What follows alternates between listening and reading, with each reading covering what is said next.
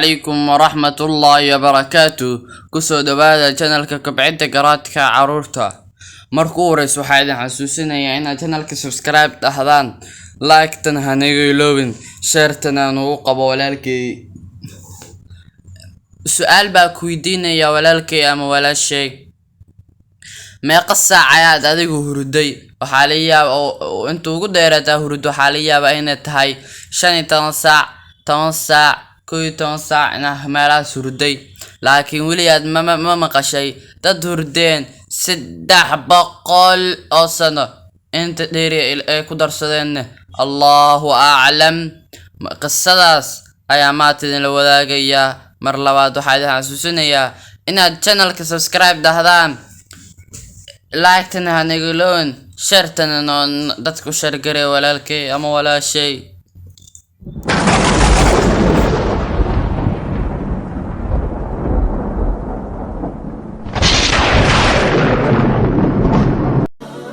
السلام عليكم ورحمة الله وبركاته قصداني مات إذا كشاكين دونه وحالة قصدي أصحاب الكافي قصدي وهذا عظيم انتو سنو محمد صلى الله عليه وسلم ودل الانكار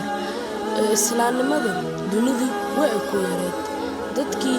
قالها هاي وحي عذاب جرين وقراع جرين وطوم جرين دادكي يرتا ودادكي ير وتريدو آد ويرتاي أو مسلمين تا أصحاب الكافي وحنا دين توذي قرسن جرين تولدان معلم مع المحكمة boqorka wuxuu isku soo wacay tuuladoo dhan wuxuuna ugu wacay inay waxaana jirtay xalfad aad u weyn taasi oo ka soo qayb galeen dadkii oo dhan xataa boqorka uu ka soo qayb galay dadkii waxay bilaaween inay u sujuudaan sanabkii ilaa asxaabul kaafi mooyee dadkii dhan way arkeen asxaabul kaafi inay u sujuudeenin boqorkii markuu arkay wuu wacay wuxuuna dhahay imaada asigoo aad iyo aad u xanaaqsan qisadani halkan ayay noo eg tahay la soco qaybtii labaad insha Allah